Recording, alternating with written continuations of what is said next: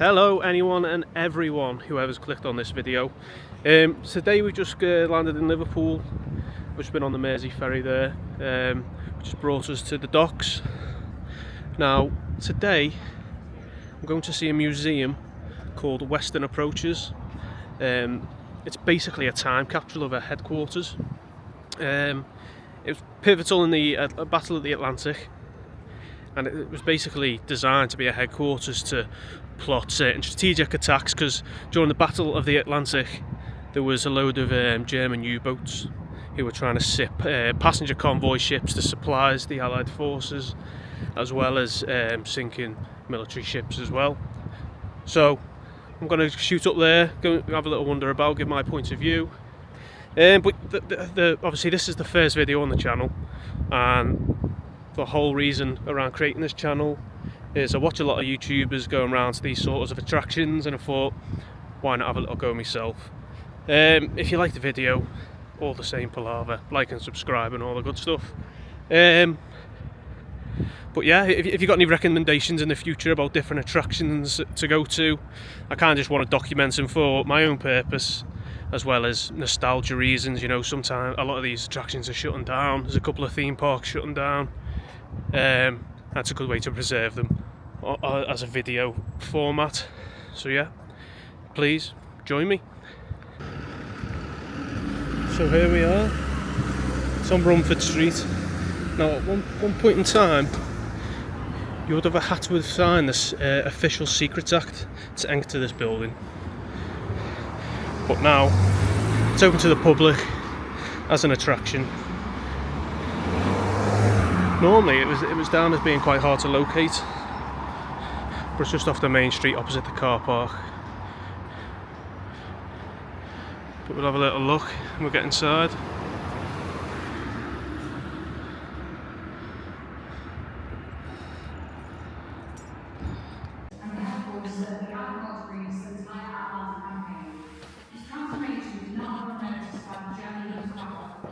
So here we are, going down the initial stairs into the museum.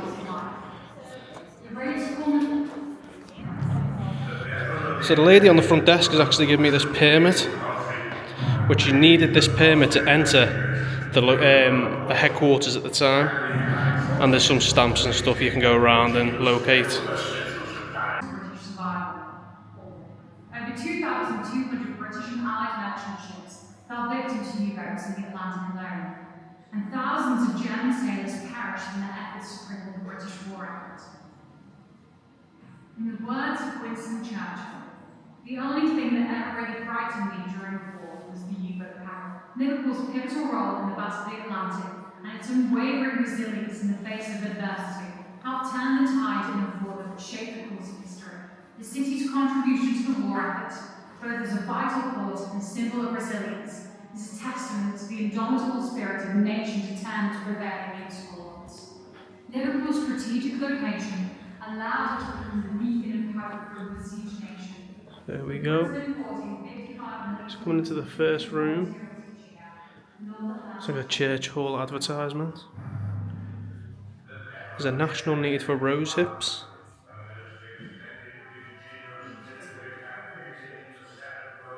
And an advertisement letting everyone know that the Navy guards your food.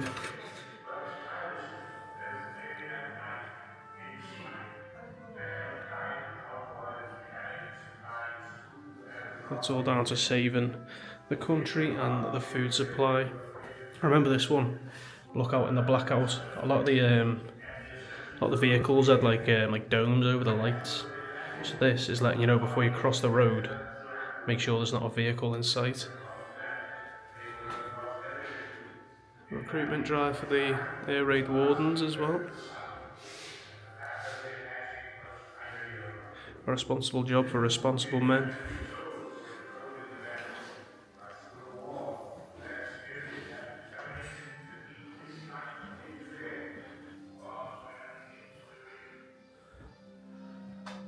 So wow, come into this sort of mock World War II era street. Some little shops you can enter here. So Suck Mac brand antiseptic throat sweets. A bit like Jakeman's or whatever today.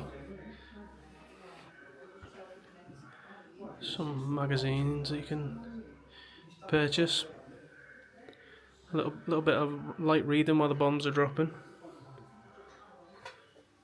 And then you've got some World War II era cigarettes. Wild Woodbine from Bristol and London. And a pilot match, which is Britain made. Use matches sparingly.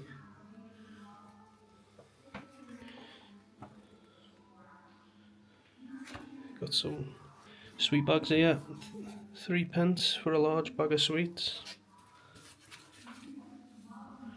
There's some top secret sweets there as well.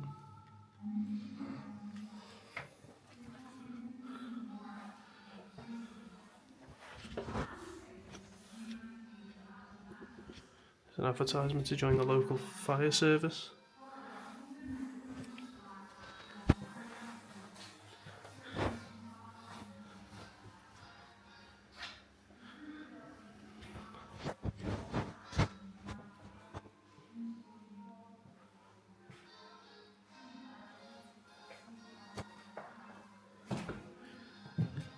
This looks to be a fruit and veg store. Some household soap on offer. Coleman's mustard, still do that one. There's some different tins of items you could buy. I don't know if these tins would have been rationed, whether you could pick between which tins you got. Some Heinz vegetable soup from Pittsburgh, Chicago to London.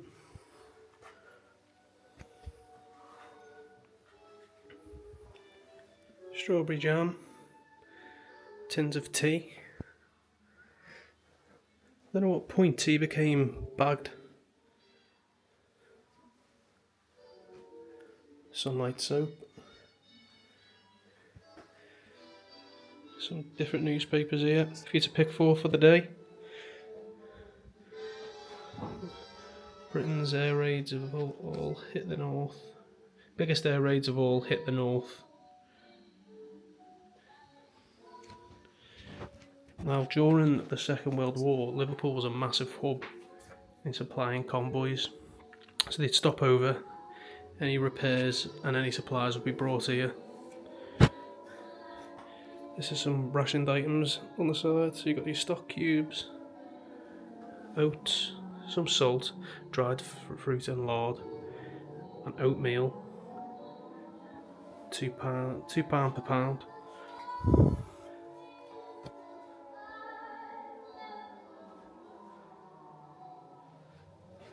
There's also a recipe for pork on the side, so they must have heavily used pork during the Second World War.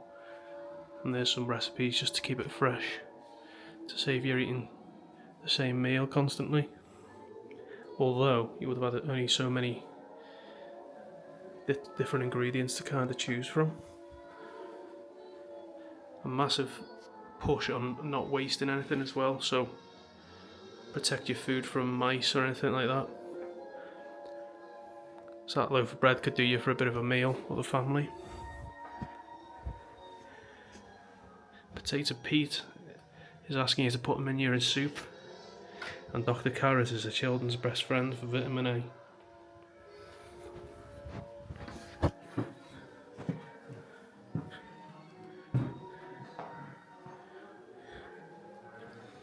And we've got a bomb that has fell from the sky. And the wardens have clearly put a danger sign there, so no children go playing with it.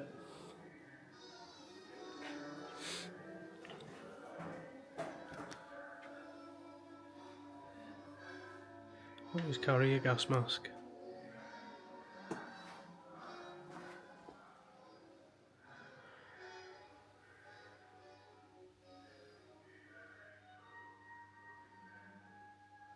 So you can pause that and have a little read, but it says this 500 kilo bomb was dropped by an enemy aircraft during intense air raids at Christmas 1940. This and 3 similar bombs struck Tyson's joinery works in Liverpool, but the bomb did not explode. It's just been left down here as unexploded ordnance.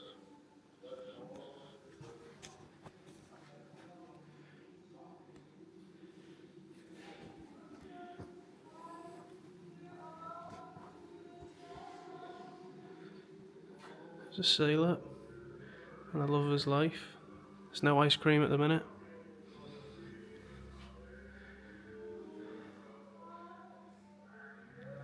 And scraps for pig swill. Don't know if that was used for lard or everything was reused in the war.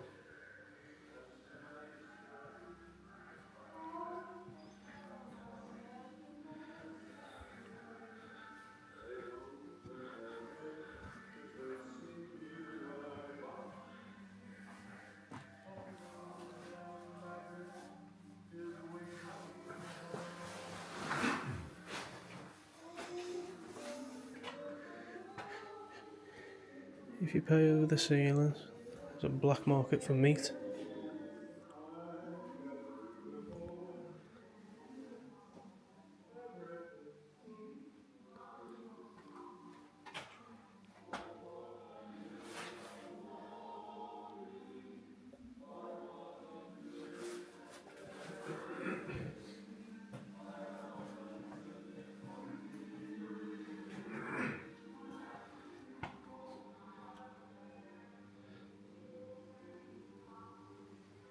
How to play your part. Forget yourself and helping your neighbour. Keep the moral standards of the nation high. Be a rumour stopper. The secret of steadiness and inner strength. Forearm yourself by listening to God first thing every morning. A British general.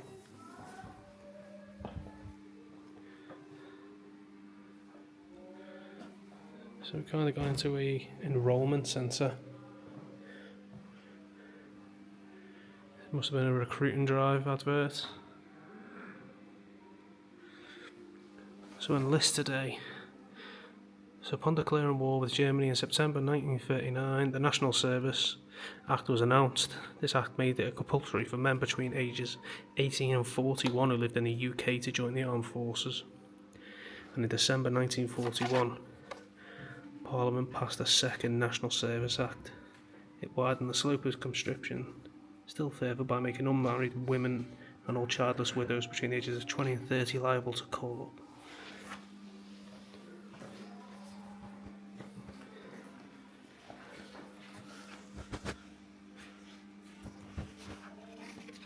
Men were now required to do national service up until the age of 60, including military service for those under 51.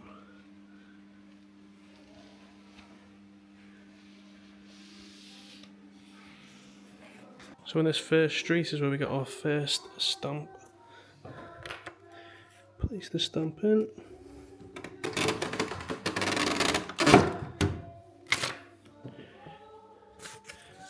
And it looks to be sort of Royal Navy emblem. So this must be the enrolment for the armed forces. There's a couple of different stands. So you had the Royal Navy and the WRNS, which I think transfers to Wrens. But I think at the time of the Second World War, the Navy was for the men, and WRNS is the Women's Royal Navy Service, allowing them to take part within the war. And there's an advertisement here which says, "Join the Wrens and free a man for the fleet." So they've seen that as creating roles for women to do, allowing the men to go and fight in the war. Some different leaflets. So the types of engagement: special service engagement, how long you'll serve for, or you're contracted to serve for, your pay and pensions,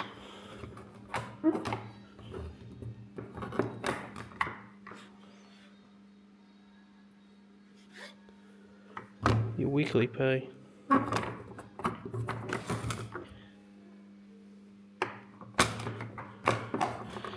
and jobs in the Royal Navy. This would be like a typical Wren's uniform, I think. Looks quite a powerful uniform. They've got the join the army and the ATS. I'm not actually sure what ATS stands for, but maybe an auxiliary force.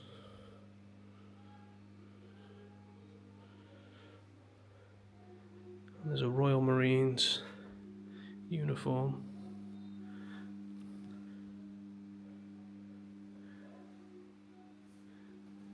And just in the corner we've got like a medical bay, just to assess that you can see, check your heartbeat, or things like that. But again, these medicals were conducted, but there were people younger than the allowed age sneaking through, getting through, fighting in the wars for their country.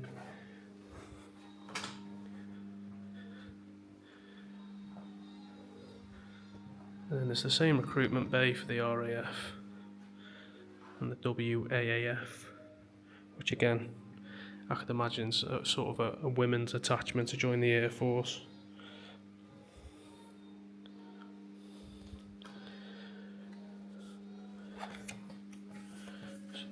The Women's Auxiliary Air Force.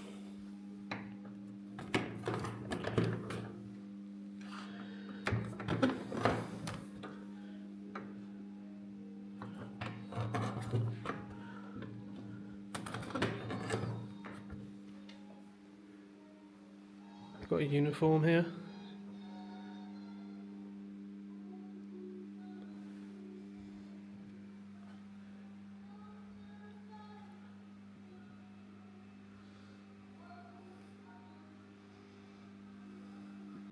Now, I think at the time that this building was being used as a headquarters, it was actually a lot of women who worked in this headquarters, working out how to enemy tactics, things like that. Because again, as the advertisements say, they wanted the women to work at home while the men went away and fought on the front lines. So that's why there's a lot of voluntary and auxiliary service for women, and that's what the need was for. It's why it was so great.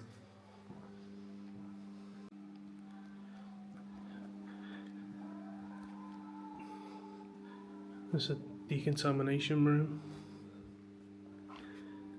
So when this was being used, any gas attack, you'd have to go through this door to a first aid and decontamination room, so as not to harm anyone who hasn't been hit by the gas.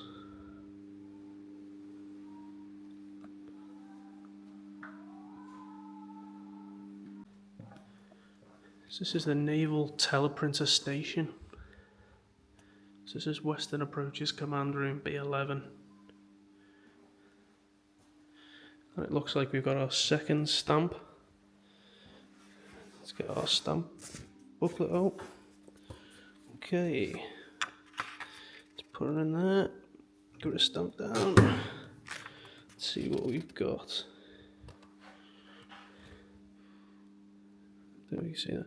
So it looks like another anchor, which tells me, is it a Royal Navy emblem? Maybe one is for the Royal Navy and one is for the Women's Royal Navy Service. It's still two to collect. So in this command room B11, it looks to be a lot of teleprinters. So maybe the people in here were taking down notes, cracking Morse code, things like that. So the teleprinter model in here was first released in 1931, and it was the Creed Model 7.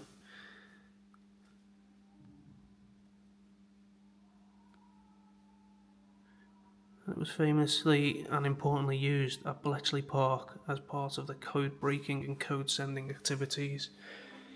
So maybe they had some secret code within these teleprinters that they couldn't crack for the enemy forces. Obviously, most famously, the Enigma code, which was ultimately cracked, which was a way of the Germans kind of sending messages. They thought it was uncrackable, and then it was eventually cracked. Some secret files just left on the table here for us all to see. So just receiving messages, writing down what they've received, and then passing it on to a commanding officer. It's a little bit of a statement from people who worked here. So Margaret Jones, she was a teleprinter operator in the RAF. The two of us were sent to London for an interview as the army were short on operators. Picking up ham radio messages from all over Europe. Our remit was to listen to messages from Berlin and Madrid. Then you've got Edith Jean. I was in the Royal Corps of Signals as a teleprinter operator, sending messages all over, which was very interesting. It was a full-time job. Morning and evening and afternoon shift. You can have a little read through of that. And there's some of the women actively working whilst in this room.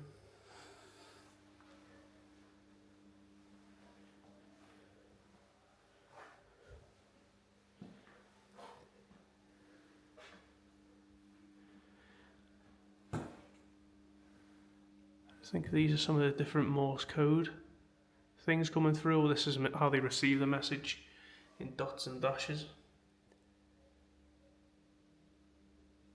And then it was down to the ladies in here to kind of work out what the message was saying.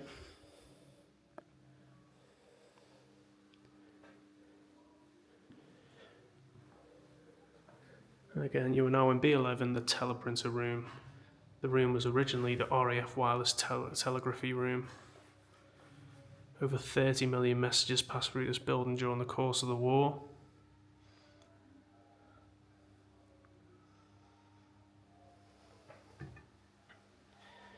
And this found some little trinkets and stuff left over, miscellaneous items. So, got the Woodbine cigarettes again. We've got a polo lighter with the initials graved WC in there. A hair comb. A letter opener. And a Parker's Quink ink bottle tops. So they must have been found in this room when they were setting up this attraction exhibit.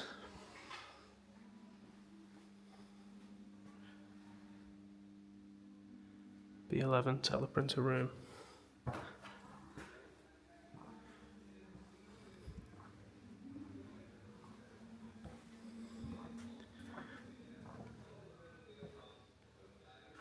So as we carry on, we come to B29, which is the Secretaries of the Royal Navy. So this must have been the Secretary's room, so she's got a bit of a spacious room, to be honest. A little place to sit down. She's got her typewriter as well, where she must have recorded all the findings and then sent them off to whoever needed to know. More secret documents. She's got a cup for a cup of tea. Most important piece of kit in here, probably. This is the uniform she probably would have wore.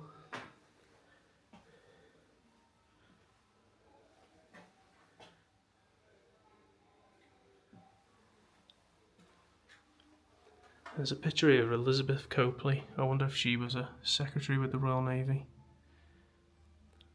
At Clitheroe Railway Station.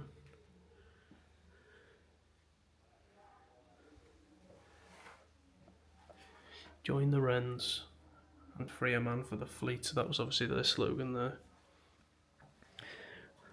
And this is Her Majesty's aircraft carrier Ark Royal. It was actually built in Camberlades, which is just over the River Mersey.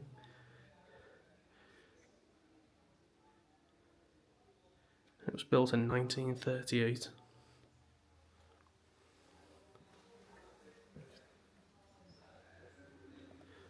Coming into room B30 in the exchange. So it says it's a combined HQ main switchboard. So now our phones go to a telephone mast. But in the olden days, I think a switchboard was used. So you'd ring the switchboard, tell them where you want to call, and then they'd kind of plug in and lock you into the right telephone receiver for the other end. It says, switchboard room. The signal division was responsible for all telegraphy, signals, signal books, codes and ciphers, and worked closely with the Royal naval receiving room next door. Now this space is used for our switchboards. We receive all audio communications in the building. On receiving a signal that there was a message to transmit to the operators on the switchboard, would plug in the appropriate machines or connect the jack plug to the appropriate outgoing socket.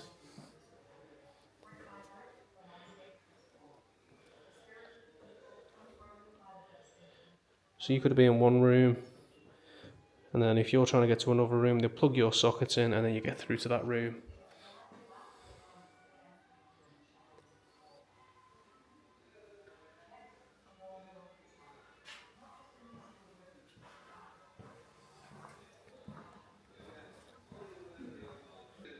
Room B57, which is the radio room.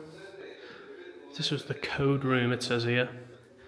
So the women and men operating the radios in this room worked around the clock listening to Morse code messages. They would translate each series of dots and dashes into letters, spelling out a cipher, which would be then passed to the cipher decoding officers to be converted to plain English. And the whole process would take 15 minutes to translate the whole code.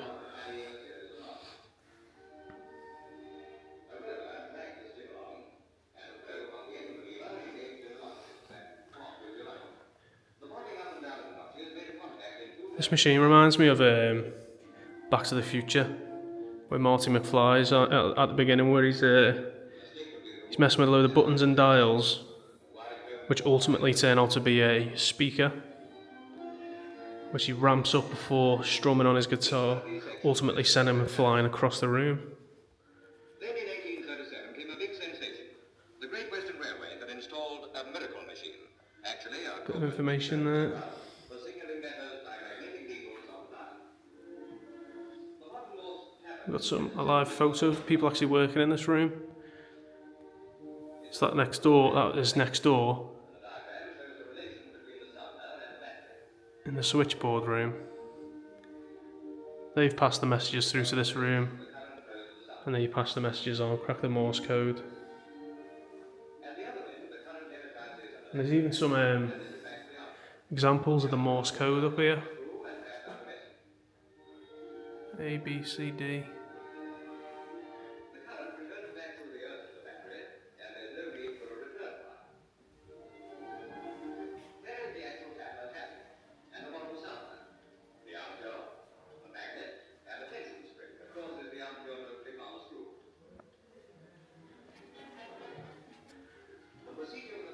And there's a little message here asking you to decode the message. Maybe have a little go with that in the comments if you can decode what the message says.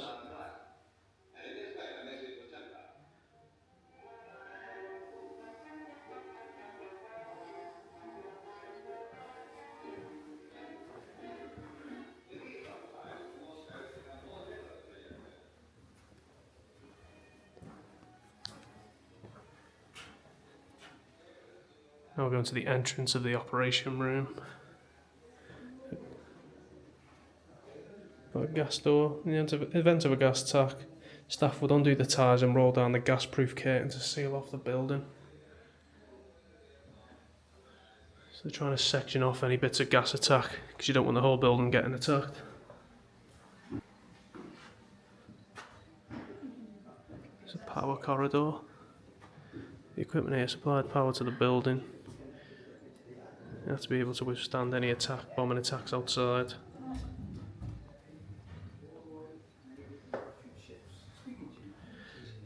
It's the main power board. So these would be the big fuses here.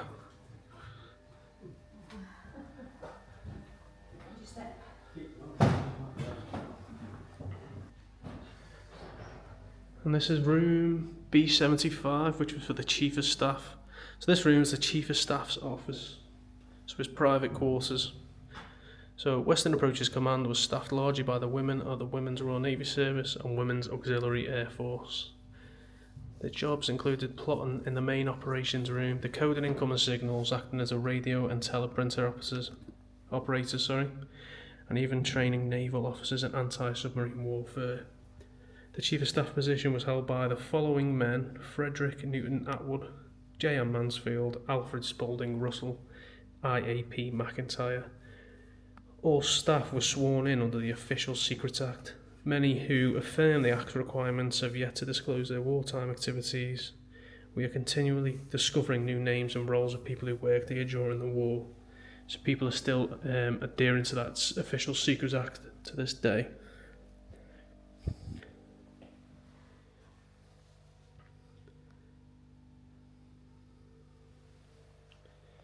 Some certificates and awards from someone who worked in the Merchant Navy. Stanley Wilford Potter.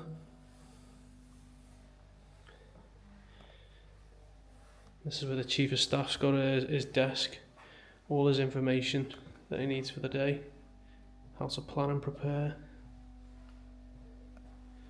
He's got his own bedroom.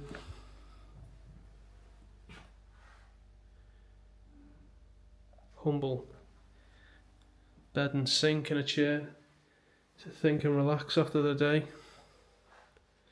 We've got our third stamp. So we've got our third stamp in.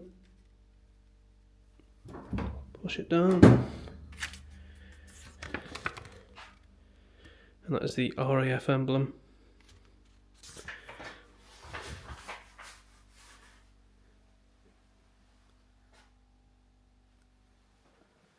But again, if you're trapped down here for many days, weeks at a time, this little bit of luxury probably paid dividends just for your mental health. Got a letter from the Queen there from Buckingham Palace. The Queen and I offer you our heartfelt sympathy in your great sorrow. We pray that your country's gratitude for a life so nobly given in its service may bring you some measure of consolation.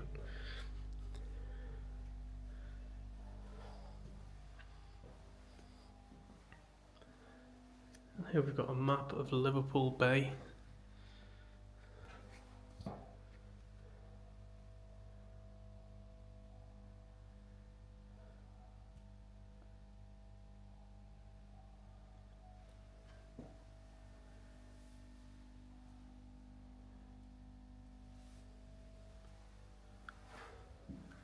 Going on to room B78.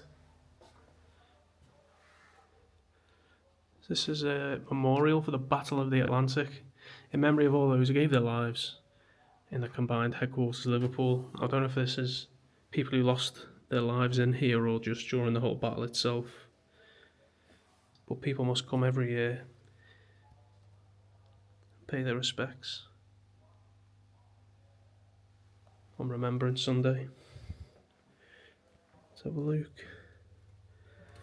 The Royal Navy Association. There's a commanding officer from ship's company HMS Eaglet, which is a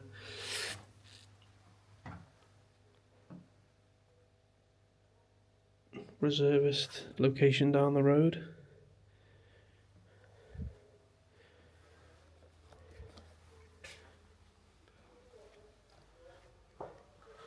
So the restoration of the Plotton Wall is dedicated to the memory of Betty Wald Johnson, philanthropist, mother, grandmother, proud member of the US Navy Waves. So I wonder if that was the women's version of the Wrens.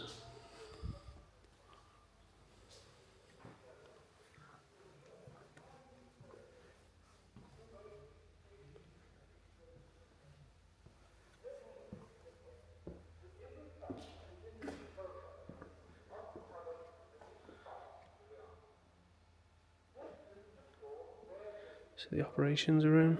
The operations room was the nerve centre of the Battle of the Atlantic. The map would serve as a visual aid for intel. Every U-boat, ship and aircraft was plotted on the wall map. That's where the decisions were made.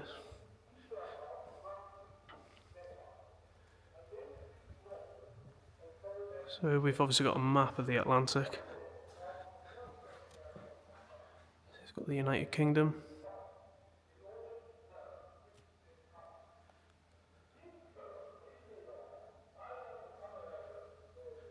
And all the little dots will either be U-boats, aircraft, ships, maybe enemy or Allied ships. And these would be plotted. You can imagine people swinging to and fro on these ladders, plotting different bits of information in.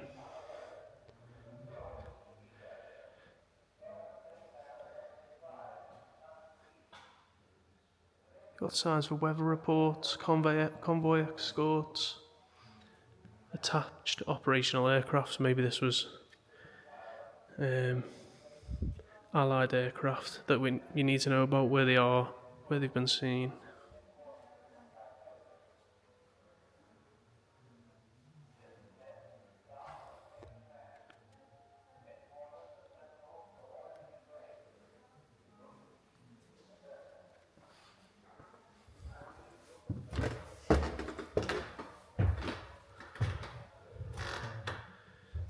Here we've got the Luftwaffe target maps of Liverpool.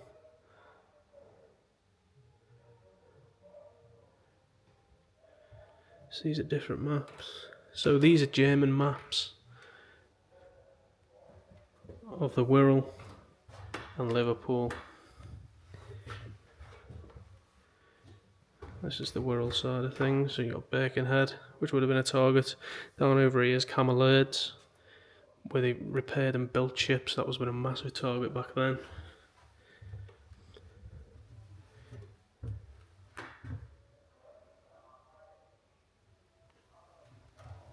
So these must have been found or retrieved from a German aircraft or a German fighter.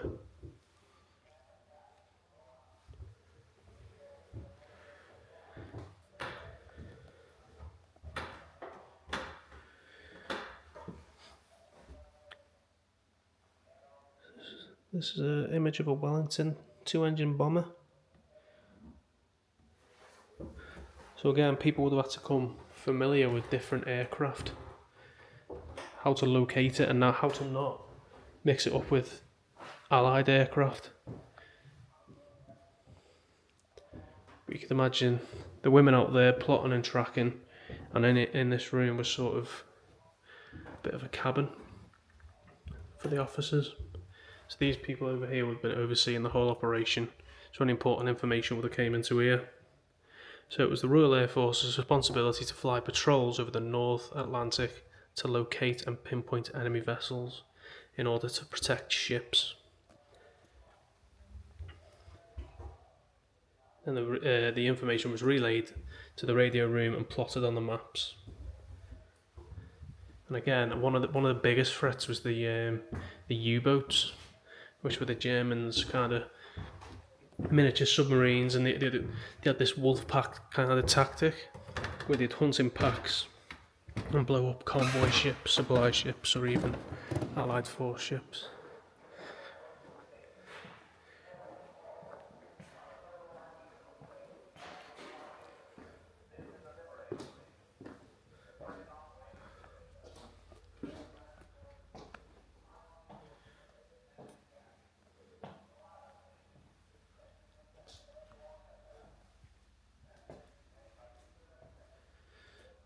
So this was the convoy plotting room, B65. Separate from the main operations room next door, the Royal Navy and Wren's staff working in this room planned the routes of and redirecting the convoys. So any Allied convoys that needed rerouting, that would all happen in this room. Maybe there's a load of U-boats at a certain point in the Atlantic, and a convoy may be attacked by them. They would reroute them. And these convoys were crucial to sustaining everyone in the country, with the UK importing 70% of all its foodstuffs at the beginning of the war.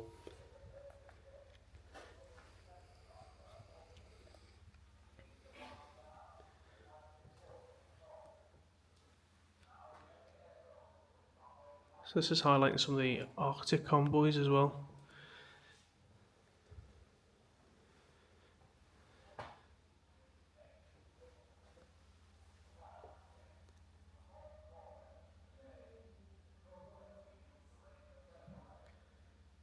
This is HMS Bluebell. It says it was a Flower-class corvette, served as part of the escort for convoys. The Flower-class corvette was a British class used in the Second World War as an anti-submarine convoy. So they would have been able to spot and locate submarines. And there's this little glass location down here. And this was just a place for wiring or something like that.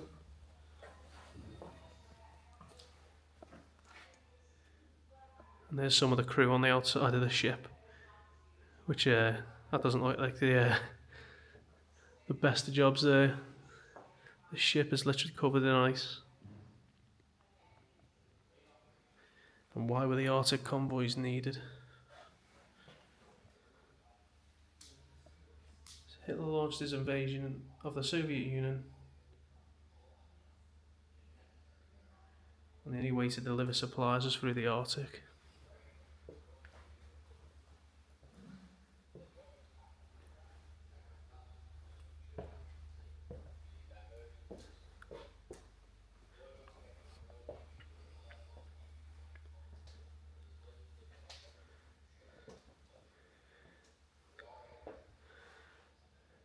So there's a modern Royal Navy Arctic gear, which that doesn't even still look as warm as you'd want it. Then there's a Soviet Red Army uniform.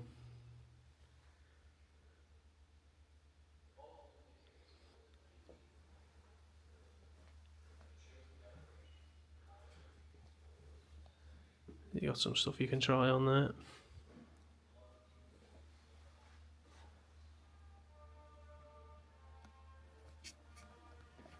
We'll go with this. I mean, these don't seem too practical if you ask me. Surely bullets just went straight through these, but probably more for banging your head against stuff in the trenches, things like that.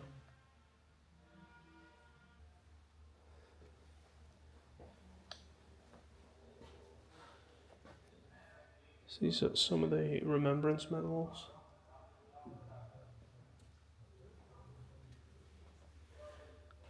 Must have been from the Russian army. A Russian convoy, Club White Beret.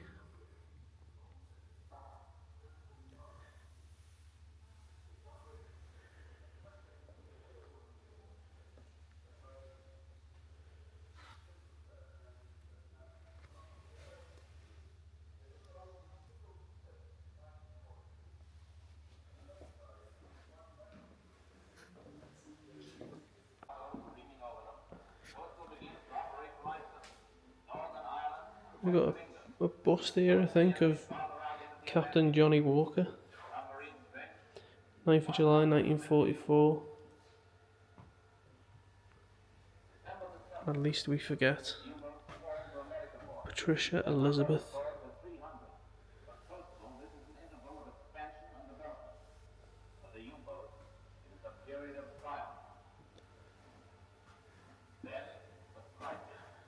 So like some sort of flak jacket, so you don't get hit by shrapnel, maybe.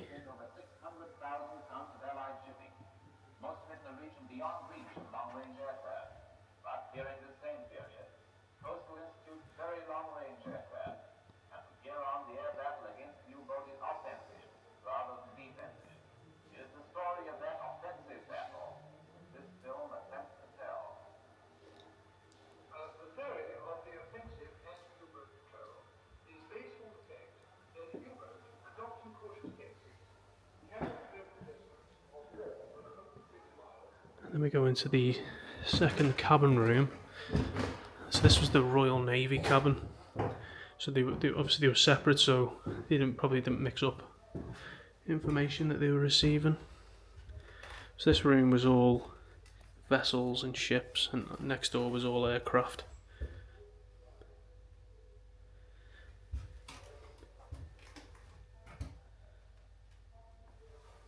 But again, same sort of information. So there's a speaking tube here. So this tube was connected directly to the Admiral's office upstairs. It was used to quickly deliver urgent messages and orders. This kind of tube could be found on all Royal Navy ships and merchant ships. So if there's some important information, he's getting sheltered that upstairs to get down here. There's a photo of the Royal Navy Duty Commander. This was taken on the July 1941. This is Duty Commander Jack Walters looking out over the operations room. He oversaw messages arriving from ships and ensuring the smooth running of the operational room. And he was also responsible for keeping a log of all signals and orders.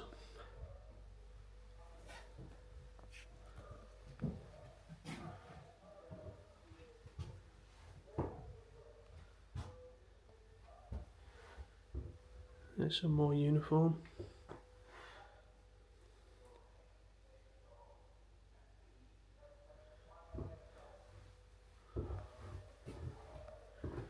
This is the Duty Commander's room.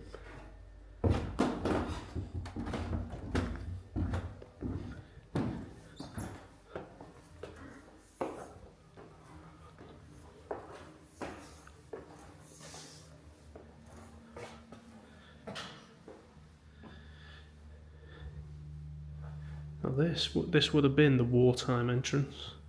So this was one of the main ways in and out of the building during the war. So where we came through the front door, these entrances would have probably been more hidden at the time. It says the current entrance to the building, which leads from the street, was not the most discreet way for staff to enter the bunker during the war. The doors to the right are one of the main entrances used by staff. This area would have been staff and security guards checking identification, and the thickness of these walls is 3 foot.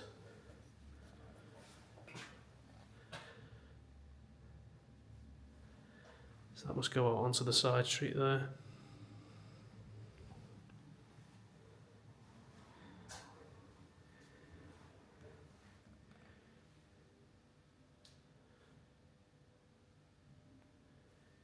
Got some keys. I always think, imagine trying to find the key that you're looking for when you're in an emergency on them. There's even a poster here to spot and sight enemy uniforms.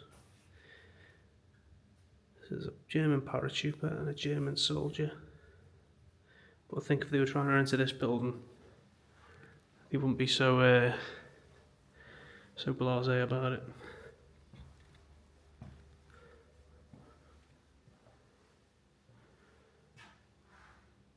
This is the guard room for the flag lieutenant. So during the war, this room was used by Max Horton's flag lieutenant, Kay Halloran of Wren, who was specially selected to serve as a personal assistant to the Commander-in-Chief.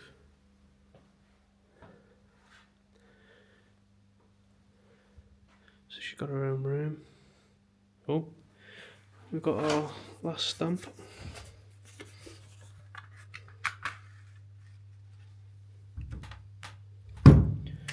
See what we got.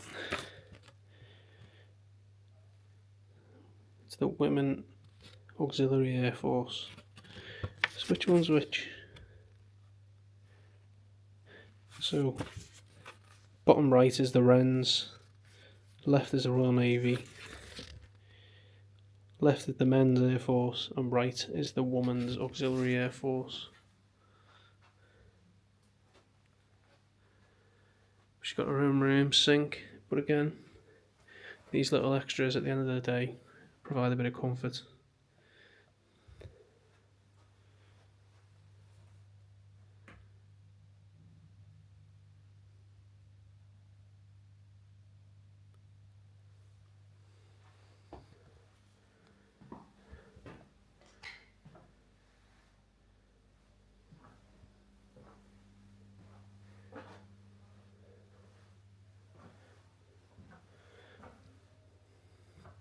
So the Admiral's chauffeur. It's the Admiral, the chauffeur, bringing him to and from.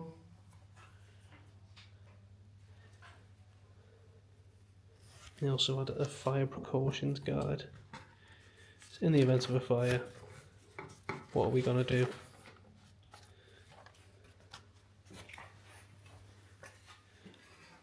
This is an old style oven. And again, teapot, most important part.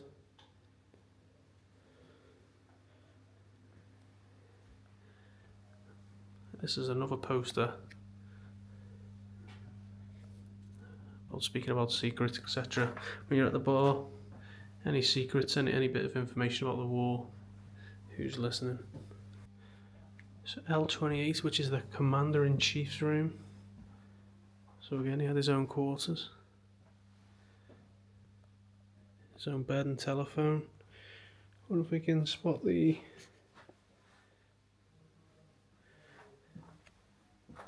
little air horn to give him a warning. It was in the floor somewhere. No, can't see it. Now they got some pyjamas here, but I don't know if they would have been his actual pyjamas. They look a bit too new, but they may have been.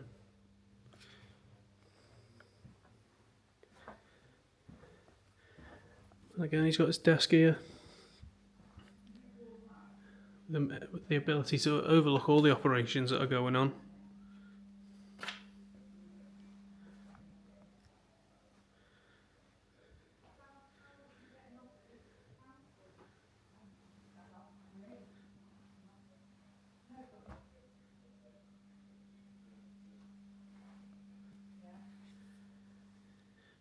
There is Admiral Sir Max Kennedy Horton. There's even a golf ball here that they found on a local course. And it says that they think that Max Horton may have potentially played golf using this very ball. And this Spitfire golf ball dates back to the 1930s to 40s, and it was discovered not far from this room. Some of Max Horton's golf clubs, potentially. His umbrella.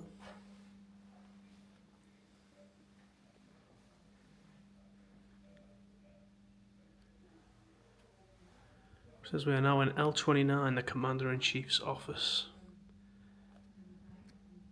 It says there was actually two Commanders-in-Chiefs at this facility. One was Sir Percy Noble, and then the next was Sir Max Horton. Both men are credited as crucial figures in the Allied victory in the Atlantic. And Max Horton was one of Britain's ablest submarine commanders during the First World War, and was in complete charge of U-boat warfare in the North Atlantic during the Second World War. He soon retired after the war. Information on his experiences in both world wars and later life can be found throughout his office.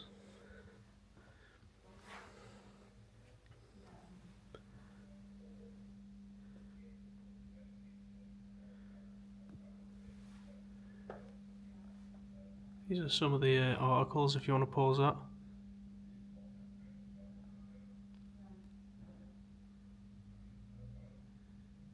He developed a love for motorcycles.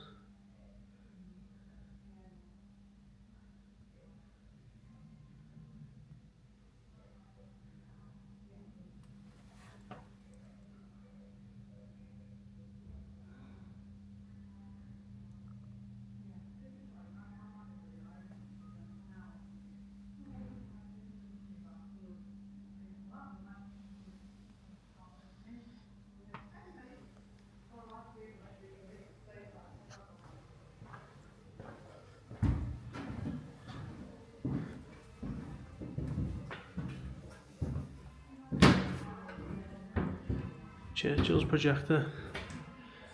So this piece of equipment was Churchill's original wartime projector. So the Gaumont Cayley Dragon projector was originally set up in London, on which Sir Winston Churchill would watch secret footage of the war.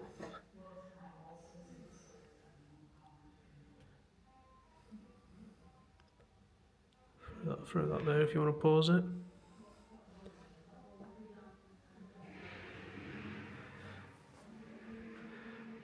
That's a lot bigger than your modern day recording device that I'm doing this on. So obviously you've got your reels of film and the projector.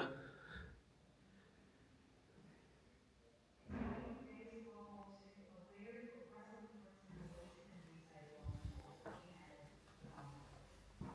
Winston Churchill's announcement echoed through the air, the nation stood on the cusp of a decisive war. in the battery room.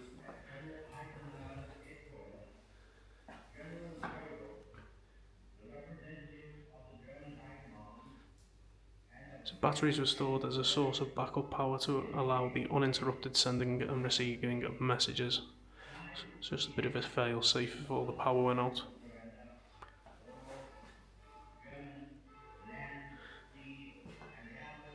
Well, I don't think there is a battery in here to have a look.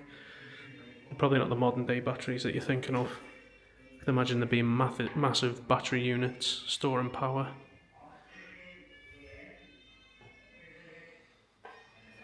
You can, if you know anyone who worked there, you can put a little bit of information about them. Again, you're only going to improve the museum's knowledge of who worked there, what went on. For those going through those tumultuous times, the victory was not just a historical event, but a personal triumph over adversity. Today, we give thanks to God, our great deliverer. Speaking from our empire, though his capital city, This is the Wren's Museum. never for one moment daunted or dismayed. So they were formed in 1917,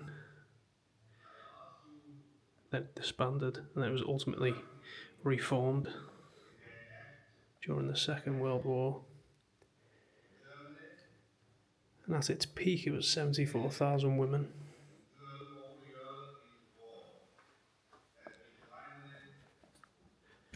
And like all things in the armed forces, you need a medical. You're not too heavy, too thin, too tall, or too short.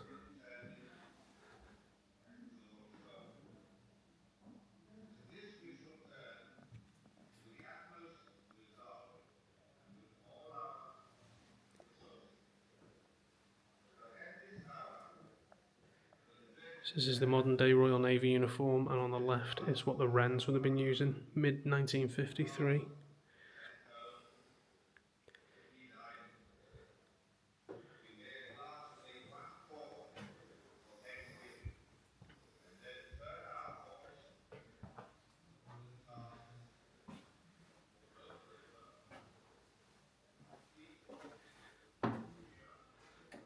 This is Pamela McGeorge. This would have been a motorcycle, I think, carrying messages to and from in the UK.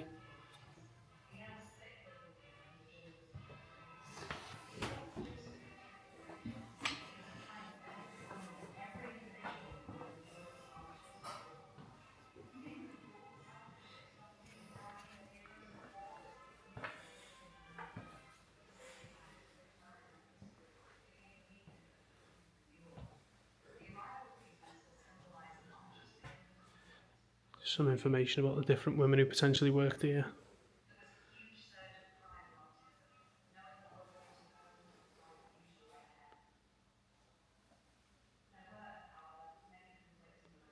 Elizabeth Copley, we've seen a picture of her earlier on.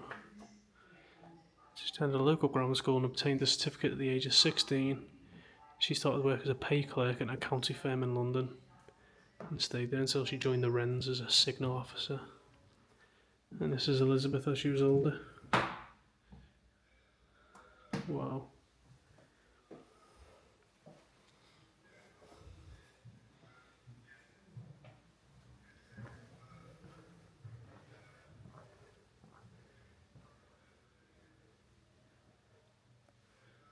Some accommodation. Again, also basic. But again, having your own little bit of space would have paid dividends.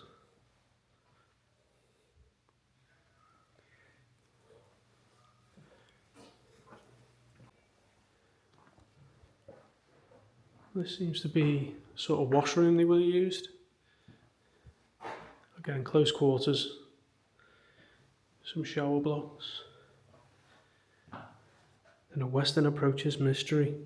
So this was a torn piece of clothing found behind the pipework. And it's marked with a kiss and red lipstick. So potentially someone's either had a lover down here, or after a night out they've been Had to get rid of some evidence.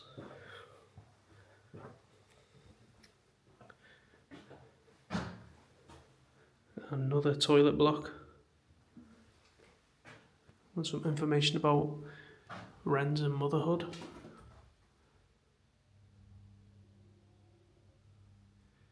So it's a largely taboo subject, particularly if the mother is questioned was unmarried. But still they had to create some uniform.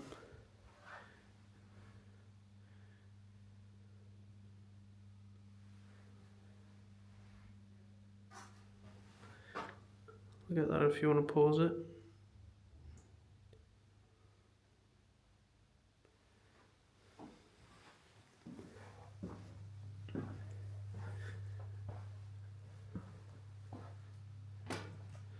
And then I think this is the director's office of the Women's Royal Navy Service, with a list of different directors. Dame Vera Loughlin Matthews.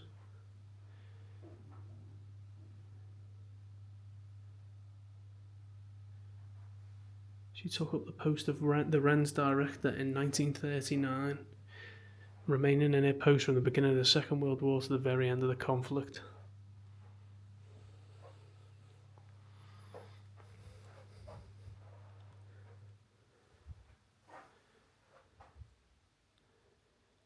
Dame Catherine Thurse. In 1917, with the Royal Navy facing a deteriorating manpower situation, the Admiralty appointed Dame Catherine Thurse as the first director of the Wrens.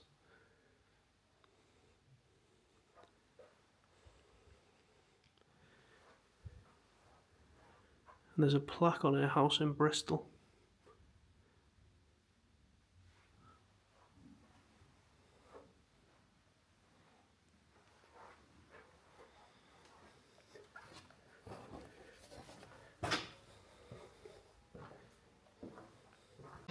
Manifested in the reconstruction efforts. So the end of the war, 8th of May 1945.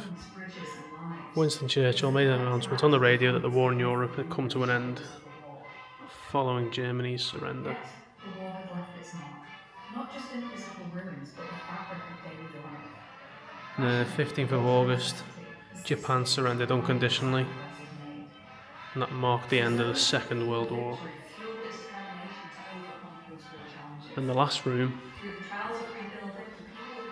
which is the L38 GPO switch room. And this equipment here would have been operated and maintained by the General Post Office. So the GPO had the responsibility of ensuring Derby House never went dark. If any of the other equipment went down, this room would still operate, ensuring the communications with the rest of the war effort.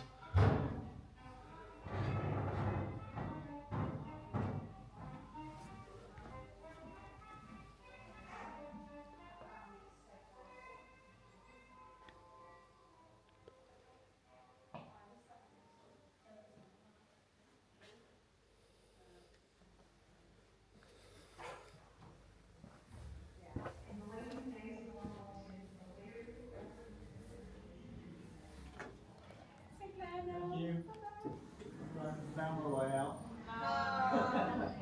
Bye-bye. Take care now. V for victory. The Enigma machine. So this was the supposedly uncrackable machine that the Germans would use. I found these sessions so helpful as I was getting closer to my exams. I feel more confident.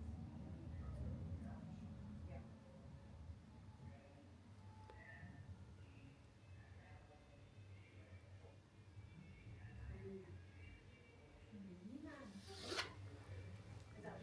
And this is the Enigma machine itself.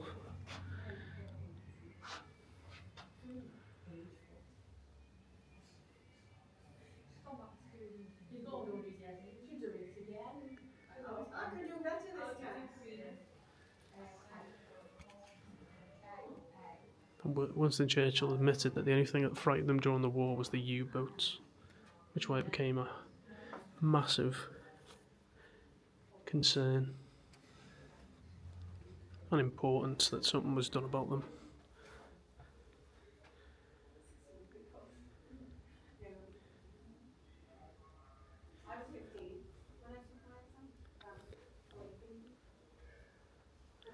So they're planning on expanding this. So a new attraction in the Woodside Ferry Terminal in Birkenhead. Battle of the Atlantic story.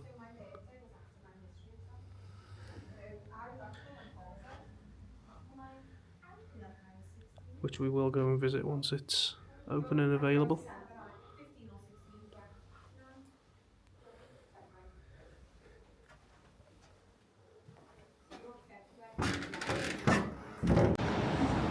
So we just finished up in the Western Approaches Museum.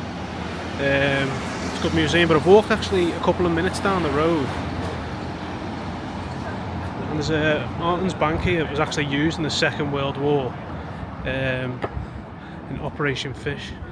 Basically, Winston Churchill was worried that the German forces would be able to get all the English revenue, not the revenue, kind of our wealth, our gold and stuff like that. So we actually moved it down to the Martin's Bank in Liverpool. So as a way to hide it from the German forces.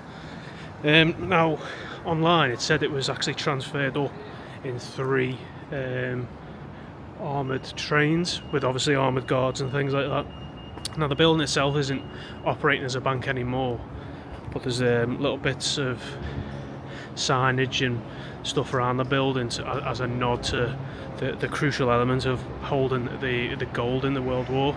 Now it said it held about 280 tons worth of gold, which I think is in the billions in today's estimations, and it was all held here in secret so that we could kind of hold on to that wealth if the Germans ever came into contact with London and places like that. I've just had a quick walk around the building. I'll show the front in a minute, but the actual location of where the gold was transported is in a plaque there. Obviously there's some building works, but over the way is where the gold would have been lowered into the vault. So yeah, go and show you the front of the building now. But basically the United Kingdom brought up to Liverpool before being transported over into Canada. And they wanted to keep it to Canada. Obviously it's a sovereign country, and they thought that's where it would be most safe.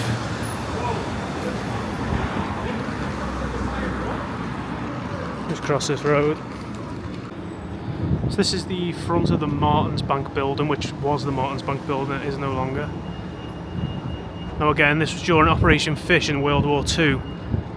Is where we moved all the gold, about 280 tons of it. I think it's around 30 billion US dollars. But yeah, it was all brought here before going on to Canada. So yeah, I'm just going to kind of walk back the ferry now, so I just thought I'd throw that in there. I knew it was local.